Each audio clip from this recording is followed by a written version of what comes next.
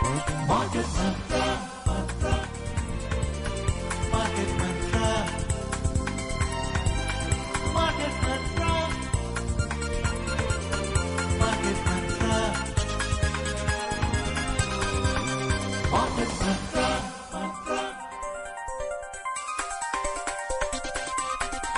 Market Mantra.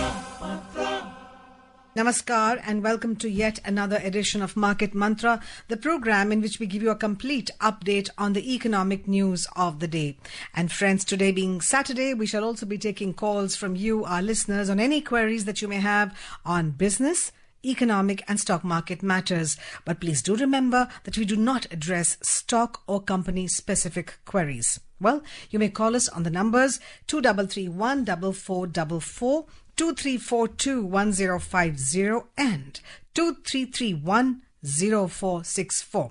If you're calling us from outside Delhi, please do not forget to add 011 as a prefix to these numbers. Well, I'm your anchor Lalima Aneja Dang and with me is my co-anchor Harsh Ranjan. नमस्कार, हाजिर हैं market मंत्र के एक और ताजा अंक के साथ। इस कार्यक्रम में देश विदेश की आर्थिक खबरों का जायजा लेंगे, साथ ही नजर डालेंगे प्रमुख अंतर्राष्ट्रीय शेयर बाजारों के चढ़ते उतरते ग्राफ पर। बात करेंगे आरबीआई ने जो ब्याज दरों में कटौती की है, इसका क्या असर पड़ सकता है हमारी वित्तीय व्यवस्था पर, हमारे शेयर मार्केट पर। क्या कहा वित्त मंत्री निर्मला सीतारमण ने, रिजर्व बैंक के गवर्नर ने क्या कहा, सभी चीजों पर हम विस्तार पूर्वक अपने एक्सपर्ट के साथ चर्चा करेंगे। आप चाहें तो अपने कोई भी सवाल जो फाइनेंस से रिलेटेड हैं जरूर पूछें। 3 टेलीफोन नंबर्स हमने आपके लिए खोले हुए हैं।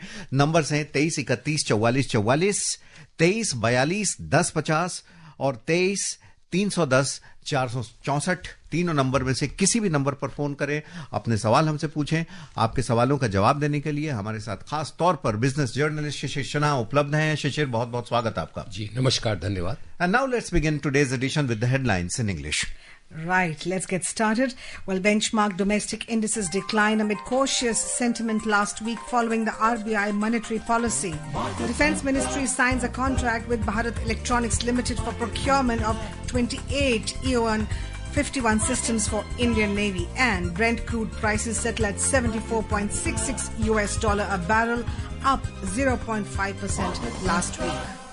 इस सप्ताह घरेलू शेयर बाजारों में मामूली गिरावट। सेंसेक्स 198 अंक गिरकर 77,860, तो निफ्टी 23,560 पर रहा।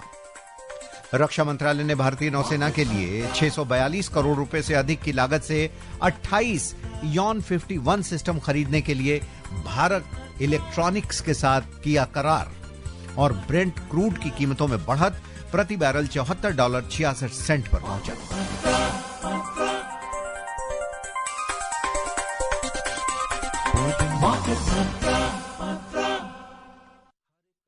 कॉलर्स को आमंत्रित करें। हमारे साथ कॉलर्स जुड़ गए हैं।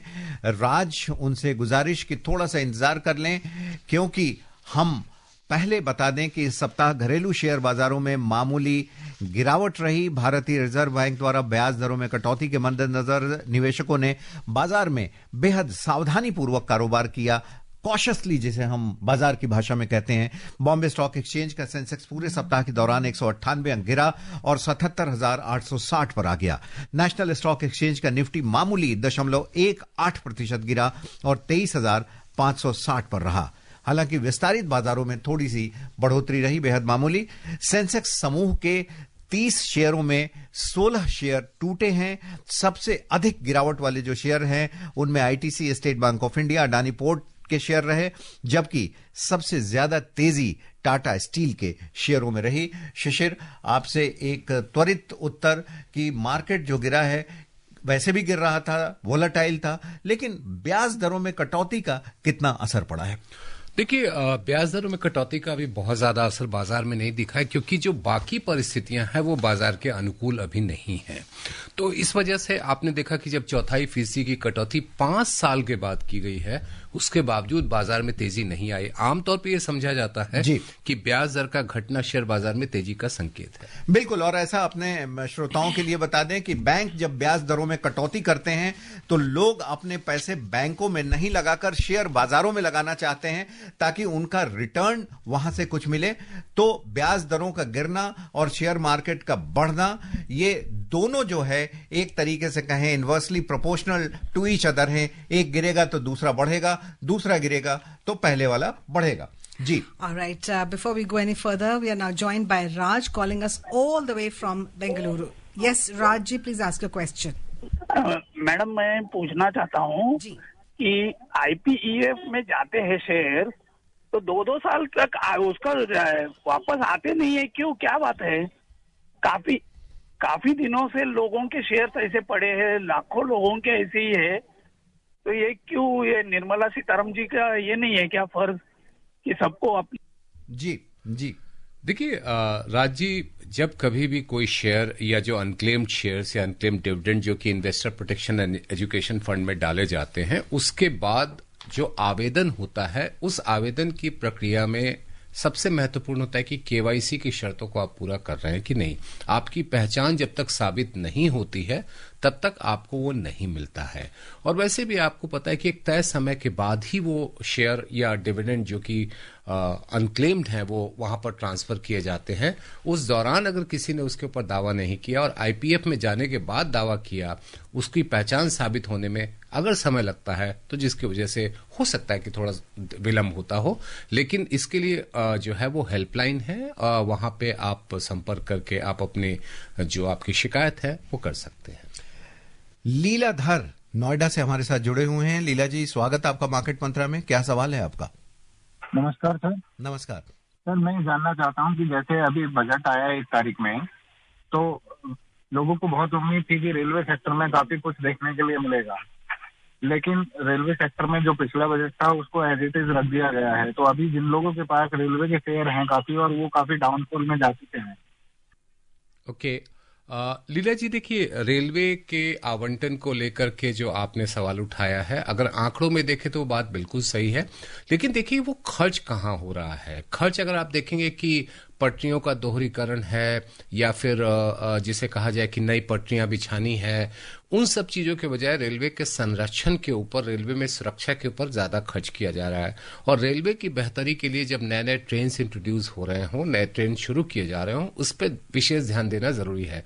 आपने ये भी याद रखना है कि रेलवे के दोहरीकरण या नए रेलवे लाइन के बिछाने के मामले में काफी प्रगति हमने पिछले 10 साल में देखी है, 15 सालों में देखी है, और उस पर खर्च जो है, जिसको हम लोग पूंजीगत खर्च कहते हैं, वो लगातार बढ़ाया जाता रहा है। इस बार अगर 2.55 लाख करोड़ के उस पे टिका हुआ है तो उसको आप उसकी सब हेड को देखिए। और आपका जो मूल सवाल है कि उसके शेयरों का क्या होगा, ये देखिए शेयरों में गिरावट और शेयरों में बढ़त कई तथ्य निर्भर करते हैं। केवल एक हम कहें कि बजट की वजह से वो शेयर बढ़ जाएंगे या बजट की वजह से वो शेयर घट जाएंगे, अभी आप परिस्थितियां देखिए, पूरे बाजार में गिरावट है।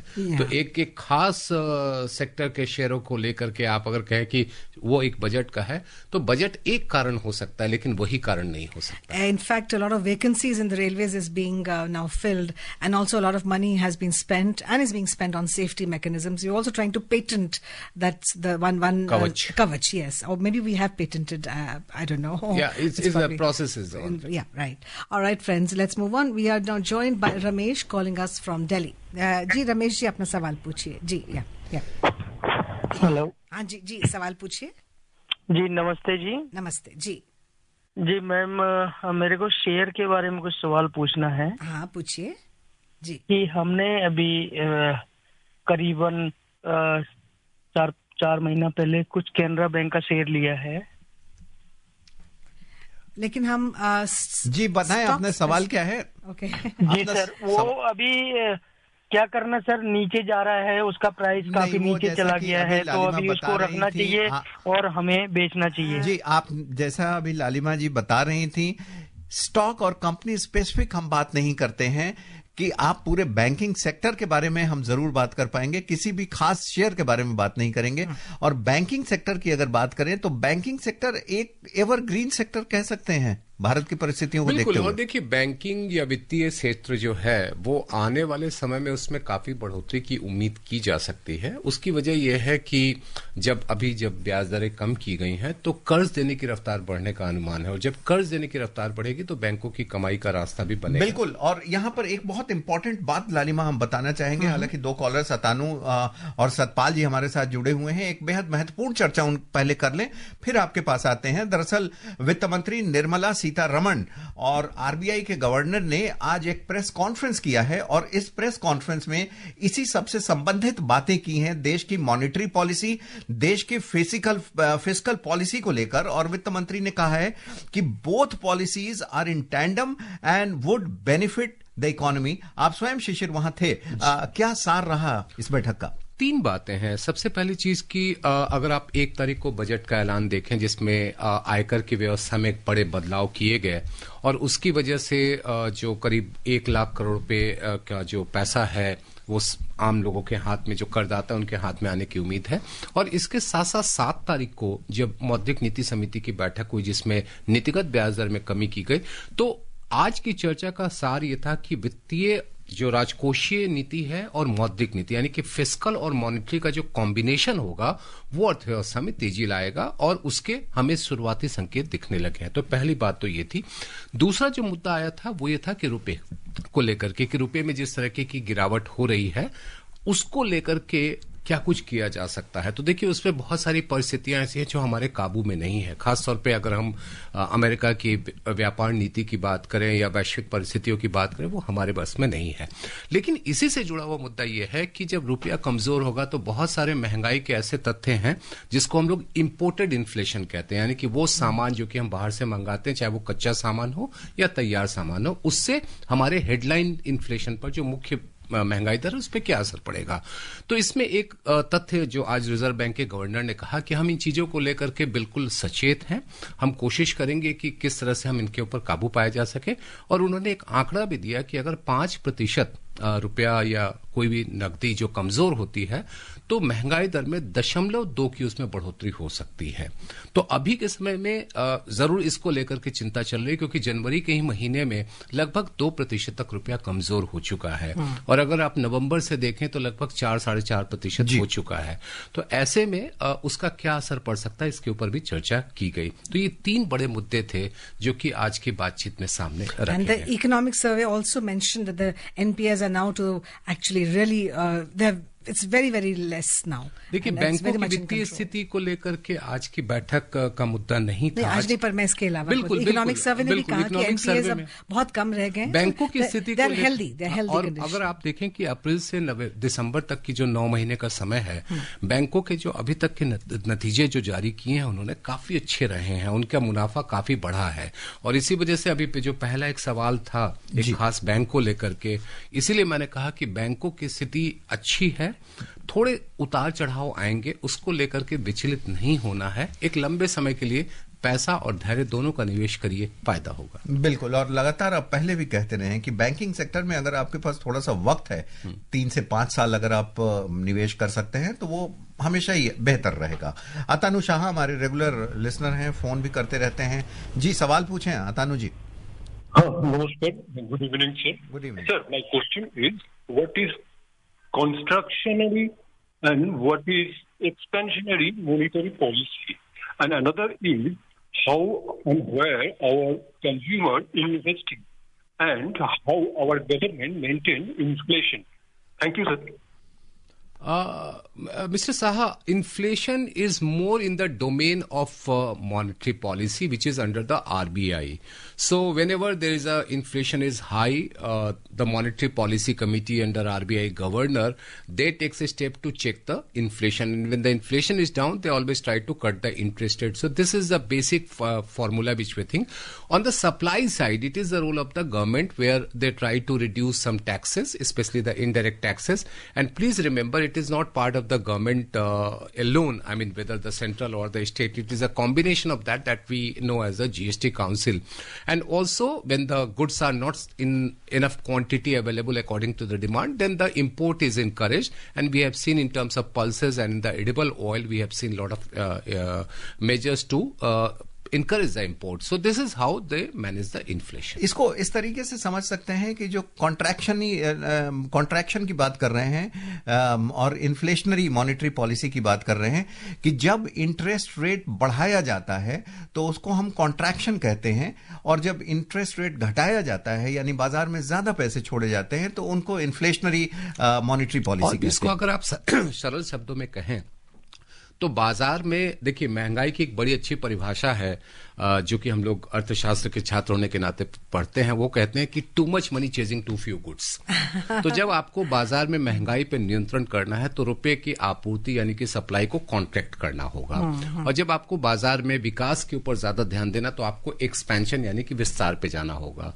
तो ये जो पूरी नीति है, जो रिजर्व बैंक के अगर प्रियम्बल देखेंगे, जो प्रस्तावना है, उस प्रस्तावना में साफ लिखा है कि रिजर्व बैंक की सबसे बड़ी जिम्मेदारी महंगाई के ऊपर नजर रखना और नियंत्रण रखना है, और साथ ही ग्रोथ को भी बिल्कुल अनदेखा नहीं करना है। वो तो मौद्रिक नीति कर भी नहीं सकता। जी, Right. And it's a tightrope walk. All right.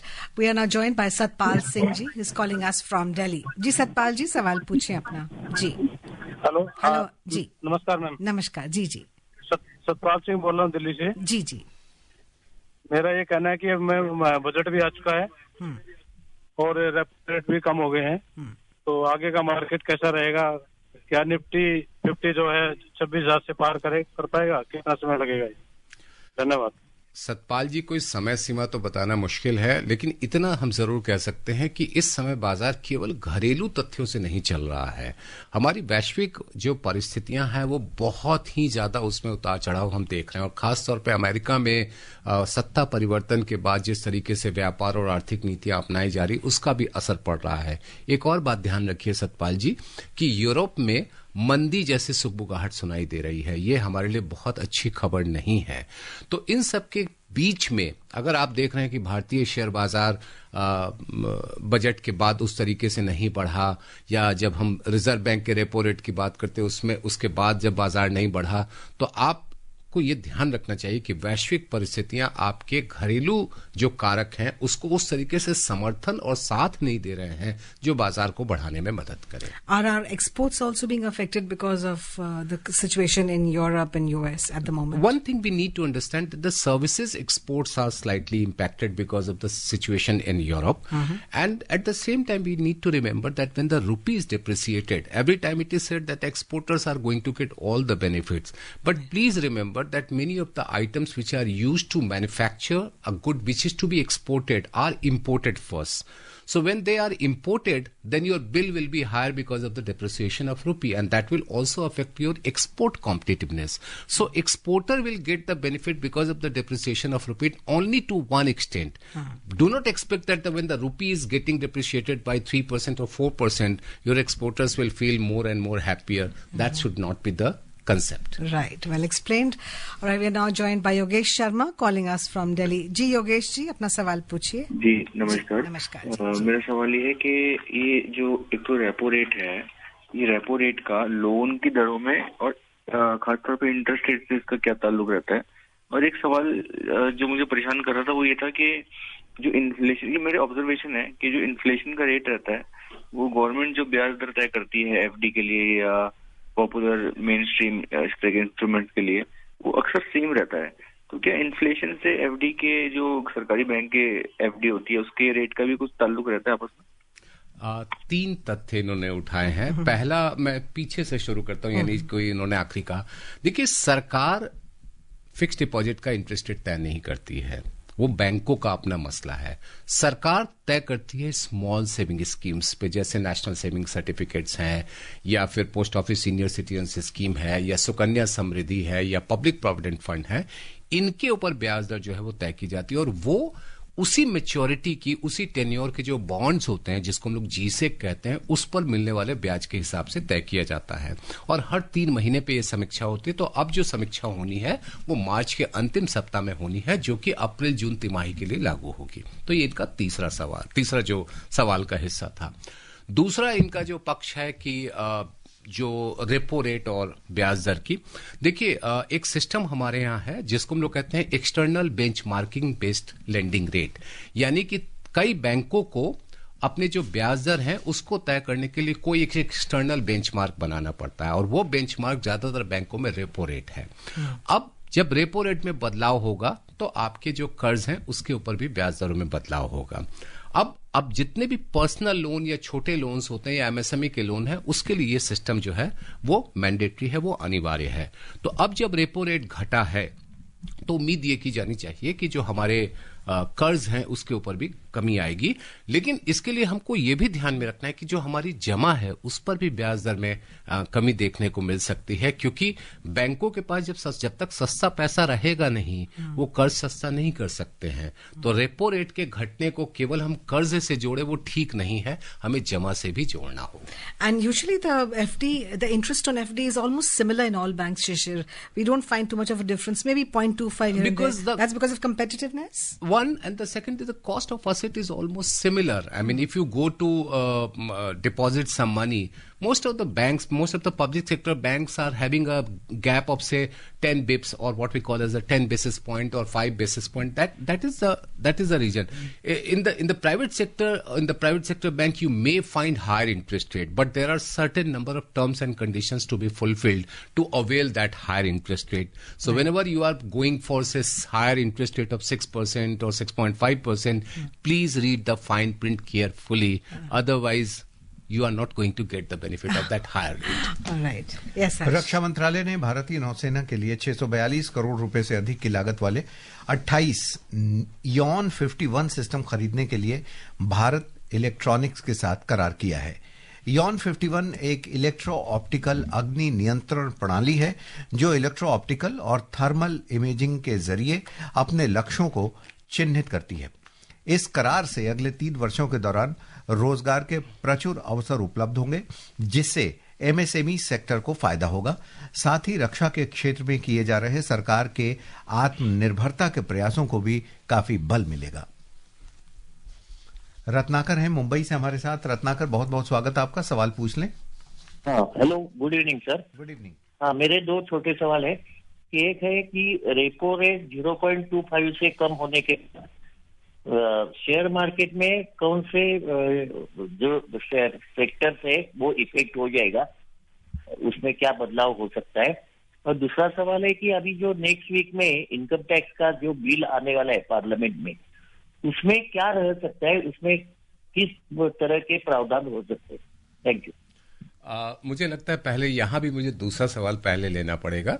देखिए, कल कैबिनेट ने इसको मंजूरी दी है और नए बिल का अगर मैं बजट के भाषण से जो हिस्सा उठाऊं उसमें बहुत साफ लिखा गया है कि इसको सरल करना है, इसको जितना आसान बनाना है, क्योंकि हमारा जो अभी इनकम टैक्स का कानून है वो 1961 का कानून है और 6 दशक हो चुके हैं, और इन 6 दशक में उनमें इतनी बार बदलाव किया जा चुका है कि उसकी जो मूल आत्मा है वो कहीं खो चुकी है।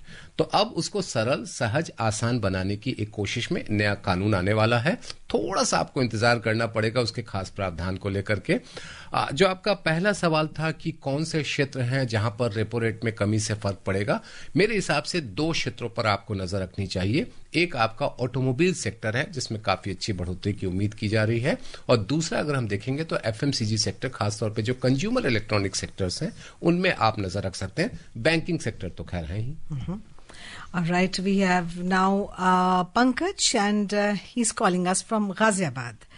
जी पंकज जी, आप हैं लाइन पर? हाँ जी, मैं बिल्कुल लाइन पर हूँ। सभी लोगों को मेरा नमस्कार। मैं फर्स्ट टाइम कॉलर हूँ और मार्केट में बहुत अभी मेरा रुझान आना शुरू हुआ है, तो मेरे 2 सवाल हैं। जी जी। मार्केट में मैं उतना टेक्निकल नहीं हूँ कि सुबह शाम या महीने 15 दिन में ये देख पाऊँ कि किसमें कितनी कमाई हो रही है और क्या खरीदूं क्या बेचूं। तो मैं 52 ईयर्स सैलरीड हूं और अभी मैं लोन फ्री हुआ हूं अपनी लाइफ में। तो मेरे पास जितनी भी ईएमआई का बफर है वो मैं लगाने में ये राय लेना चाहता हूं आपकी कि रियल एस्टेट में लगा नहीं पाऊंगा, एफडी में डाल के छोड़ दूं, या मार्केट में अगर मुझे लगाना है तो वो कौन सी इंडस्ट्री है जिनको मैं लॉन्ग रन के लिए सोचूं लगा के छोड़ दूं। इसका एक दूसरा क्वेश्चन ये है कि जिस भी म्यूचुअल फंड या डायरेक्ट मार्केट में लगाऊंगा तो ये लोग एक मंथली कुछ एक्सपेंसेस लेते हैं अपने फंड मैनेजर के नाम पे। तो मुझे वो प्रोडक्ट सजेस्ट कीजिए जिसमें कि मेरी कॉस्ट टू फंड मैनेजर कम हो। ठीक है, शायद मैं अपना सवाल कह पाया। जी बिल्कुल। पंकज जी, म्यूचुअल फंड को लेकर के हमारी सलाह होगी कि रविवार को जब म्यूचुअल फंड का विशेष कार्यक्रम होता है मार्केट मंत्रा में, उसमें आप सवाल पूछेंगे तो आपको बिल्कुल ही क्लियर मिल पाएगा।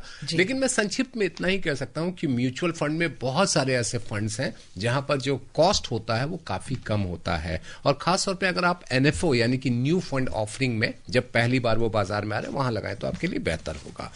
दूसरा, जो आपका पहला सवाल था कि शेयर बाजार में हमने ताजा शुरू किया है और ईएमआई का बफर आपके पास है, तो 52 वर्ष की उम्र है, आप बुजुर्गों से लगभग 8 वर्ष दूर हैं, तो मेरी आपकी सलाह यही होगी कि आप एफएमसीजी, फार्मास्यूटिकल्स और फाइनेंशियल सेक्टर, ये 3 ऐसे सेक्टर्स हैं जिसमें आप लगाएं।